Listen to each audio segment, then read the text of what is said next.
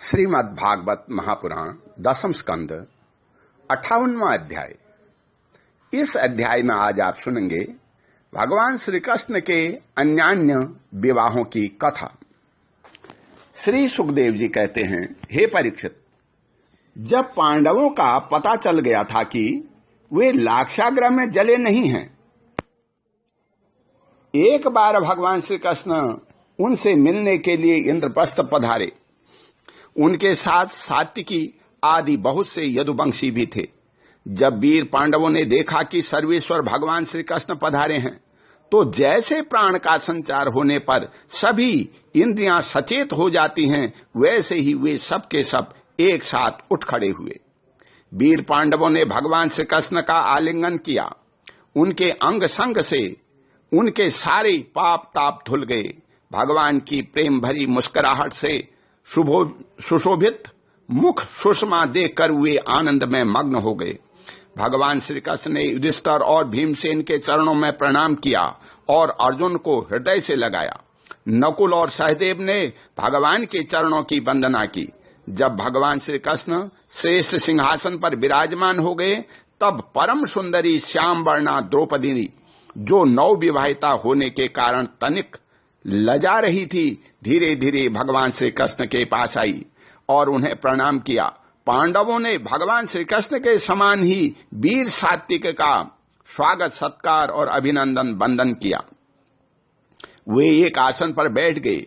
दूसरे यदुवंशियों का भी यथा योग्य सत्कार किया गया तथा वे भी श्री कृष्ण के चारों ओर आसनों पर बैठ गए। इसके बाद भगवान श्री कृष्ण अपनी फुआ कुंती के पास गए और उनके चरणों में प्रणाम किया।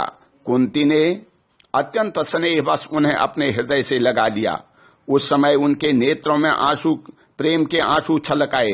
कुंती जी ने श्री कृष्ण से अपने भाई बंधुओं की कुशल क्षेम पूछी और भगवान ने भी उनका यथोचित उत्तर दे करके उनसे उनकी पुत्र वधू द्रौपदी और स्वयं उनका कुशल मंगल पूछा।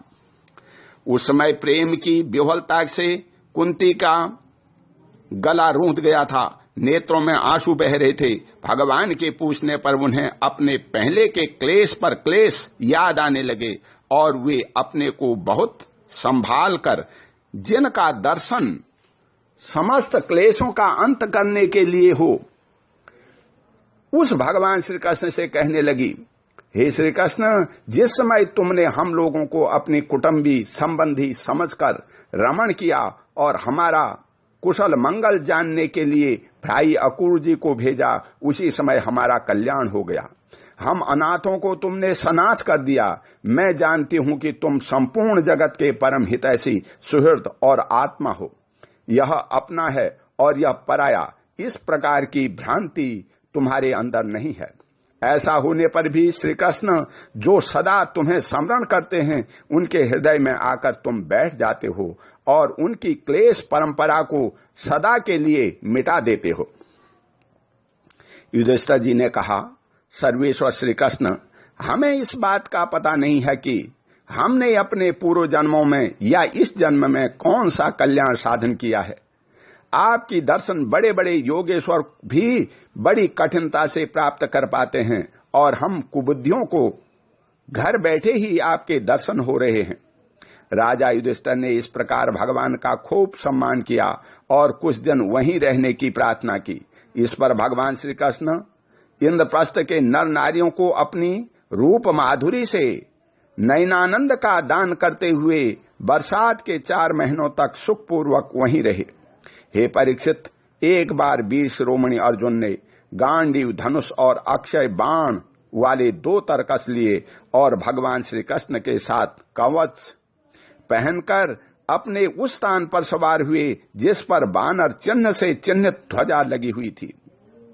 इसके बाद विपक्षी वीरों का नाश करने वाले अर्जुन उस गहन वन में शिकार खेलने गए, जो बहुत से सिंह, बाघ आदि भयंकर जानवरों से भरा हुआ था।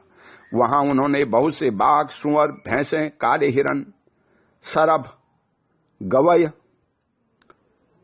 गैंडे, हरिण, खरगोश और सल्लक आदि पशुओं पर अपने बाणों का निशाना लगाया। उनमें से जो यज्ञ के योग्य थे उन्हें सेवकगण पर्व का समय जान करके राजा युधिष्ठिर के पास ले आए। अर्जुन शिकार खेलते खेलते थक गए थे। अब वे प्यास लगने पर यमुना जी के किनारे गए। भगवान श्री कृष्ण और अर्जुन दोनों महारथियों ने यमुना जी में हाथ पैर धो करके उनका निर्मल जल पिया और देखा कि एक परम सुंदरी कन्या वहां तपस्या कर रही है। उस श्रेष्ठ सुंदरी की जंघा, दांत और मुख अत्यंत सुंदर थे। उसने प्रिय मित्र श्री कृष्ण के भेजने पर अर्जुन ने उसके पास जाकर पूछा, हे सुंदरी, तुम कौन हो? किसकी पुत्री हो? कहां से आई हो और क्या करना चाहती हो? मैं ऐसा समझता हूं कि तुम अपने योग्य पति चाह रही हो। हे कल्याणी, तुम अपनी सारी बात बतलाओ।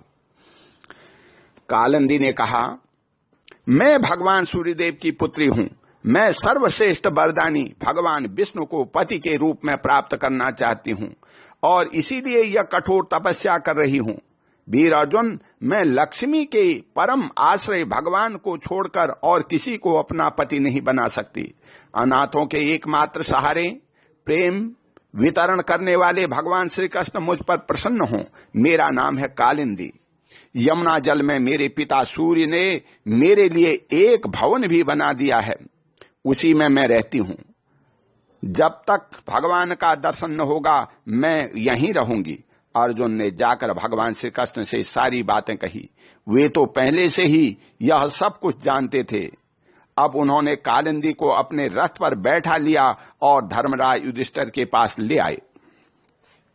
इसके बाद पांडवों की प्रार्थना से भगवान श्री कृष्ण ने पांडवों के रहने के लिए एक अत्यंत अद्भुत और विचित्र नगर विश्वकर्मा के द्वारा बनवा दिया।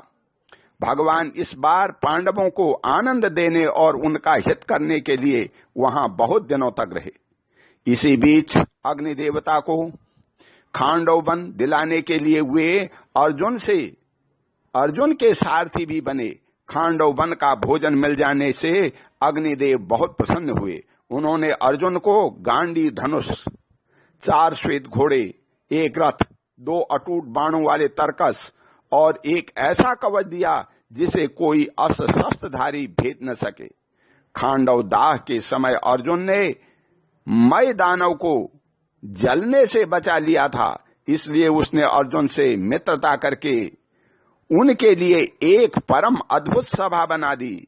उसी सभा में दुर्योधन को जल में स्थल और स्थल में जल का भ्रम हो गया था। कुछ दिनों के बाद भगवान श्री कृष्ण अर्जुन की अनुमति एवं अन्य संबंधियों का अनुमोदन प्राप्त करके सात्विकी आदि के साथ द्वारका लौट आए। वहां आकर उन्होंने विवाह के योग्य ऋतु और ज्योतिष शास्त्र के अनुसार प्रशंसित पवित्र लग्न में कालिंदी जी का पाणी ग्रहण किया। इससे उनके स्वजन संबंधियों को परम मंगल और परमानंद की प्राप्ति हुई। अवंती उज्जैन देश के राजा थे विंद और अनुविंद। वे दुर्योधन के वशवर्ती तथा अनुयायी थे। उनकी बहन मित्र बिंदा ने स्वयंवर में भगवान श्री कृष्ण को ही अपना पति बनाना चाहा, परंतु बिंद और अनुबिंद ने अपनी बहन को रोक लिया। हे परीक्षित, मित्र बिंदा श्री कृष्ण की फुआ राजाधिदेवी की कन्या थी। भगवान श्री कृष्ण राजाओं की भरी सभा में उसे बलपूर्वक घर ले गए। सब लोग अपना सा मुंह लिए देखते ही रह गए। हे परीक्षित, कौशल देश के राजा थे नग्नजित। वे अत्यंत धार्मिक थे। उनकी परम सुंदरी कन्या का नाम था सत्या। नग्नजित की पुत्री होने से वह नाग जननी भी कहलाती थी।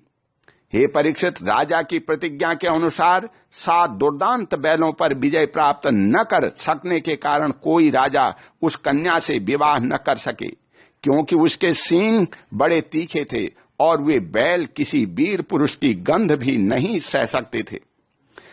जब यदुवंशी शिरोमणि भगवान श्री कृष्ण ने यह समाचार सुना कि जो पुरुष उन बैलों को जीत लेगा उसे ही सत्रा प्राप्त होगी, तब वे बहुत बड़ी सेना लेकर के कौशलपुरी अयोध्या पहुंचे।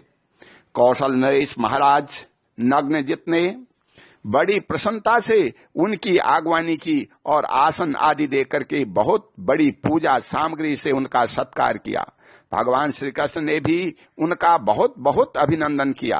राजा नग्नजित की कन्या सत्या ने देखा कि मेरे चिर अभिलक्षित रमण भगवान श्री कृष्ण यहाँ पधारे हैं, तब उसने मन ही मन यह अभिलाषा की कि यदि मैंने व्रत नियम आदि का पालन करके इन्हीं का चिंतन किया है तो ये ही मेरे पति हों और मेरी विशुद्ध लालसा को पूर्ण करें।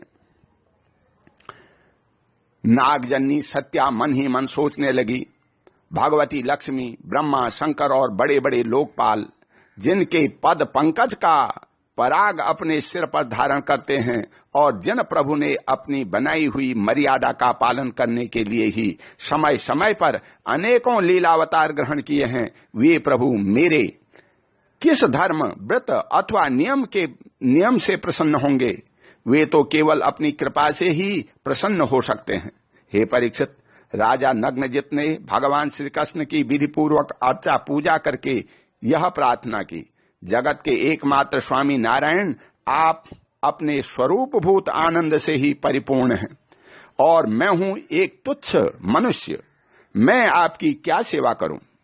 श्री सुखदेव जी कहते हैं, हे परीक्षित, राजा नग्नजित का दिया हुआ आसन, पूजा आदि स्वीकार करके भगवान श्री कृष्ण बहुत संतुष्ट हुए। उन्होंने मुस्कुराते हुए मेघ के समान गंभीर वाणी से कहा। भगवान श्री कृष्ण ने कहा, हे राजन, जो क्षत्रिय अपने धर्म में स्थित है उसका कुछ भी मांगना उचित नहीं। धर्मज्ञ विद्वानों ने उसके इस कर्म की निंदा की है, फिर भी मैं आपसे सौहार्द का, प्रेम का संबंध स्थापित करने के लिए आपकी कन्या चाहता हूं। हमारे यहाँ इसके बदले में कुछ शुल्क देने की प्रथा नहीं है। राजा नग्नजित ने कहा, प्रभु, आप समस्त गुणों के धाम हैं, एकमात्र आश्रय हैं। आपके वक्षस्थल पर भगवती लक्ष्मी नित्य निरंतर निवास करती है। आपसे बढ़कर कन्या के लिए अभीष्ट वर भला और कौन हो सकता है? परंतु यदुवंशी शिरोमणे, हमने पहले ही इस विषय में एक प्रण कर लिया है। कन्या के लिए कौन सा वर उपयुक्त है, इसका बल पौरुष कैसा है, इत्यादि बातें जानने के लिए ही ऐसा किया गया है। वीर श्रेष्ठ श्री कृष्ण, हमारे ये सातों बैल किसी के बस में न आने वाले और बिना सुधाए हुए हैं, बिना सधाए हुए हैं। इन्होंने बहुत से राजकुमारों के अंगों को खंडित करके उनका उत्साह तोड़ दिया है। हे श्री कृष्ण, यदि इन्हें आप ही नाथ लें, अपने बस में कर लें, तो लक्ष्मी पते आप ही हमारी कन्या के लिए अभीष्ट वर होंगे।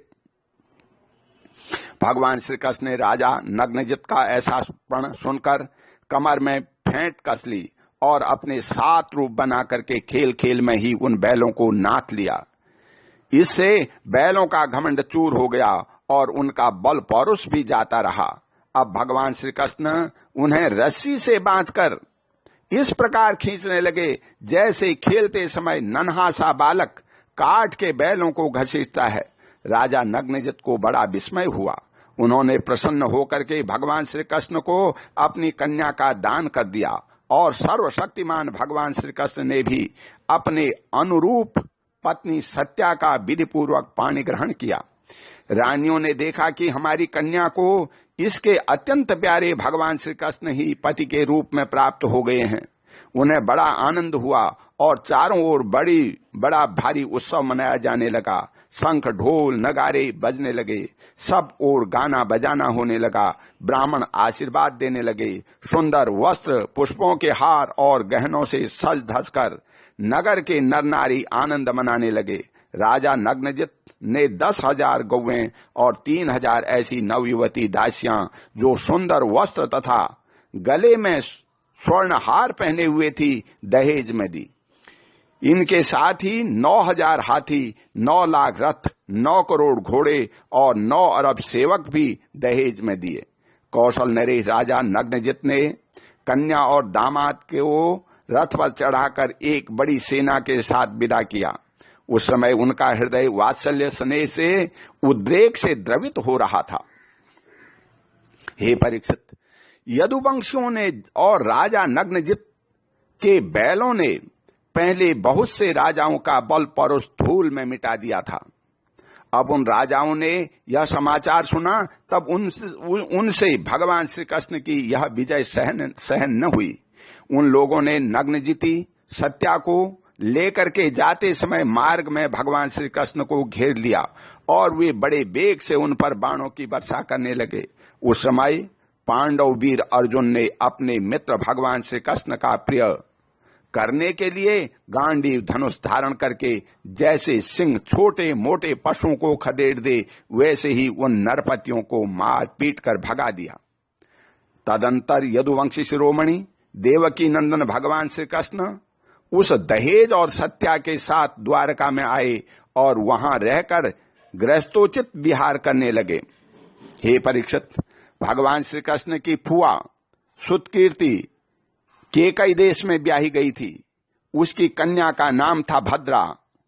उसके भाई संतर्दन आदि ने उसे स्वयं ही भगवान श्री कृष्ण को दे दिया और उन्होंने उसका पाणी ग्रहण किया। मध्य प्रदेश के राजा की एक कन्या थी लक्ष्मणा। वह अत्यंत सुलक्षणा थी। जैसे गरुड़ ने स्वर्ग से अमृत का हरण किया था, वैसे ही भगवान श्री कृष्ण ने स्वयंवर में अकेले ही उसे हर लिया। हे परीक्षित, इसी प्रकार भगवान श्री कृष्ण की और भी सहस्त्रों स्त्रियां थी। उन परम सुंदरियों को वे भौमासुर को मार करके उनके बंदी गृह से छुड़ा लाए थे। ओम शांति। बोले श्री कृष्ण भगवान की जय।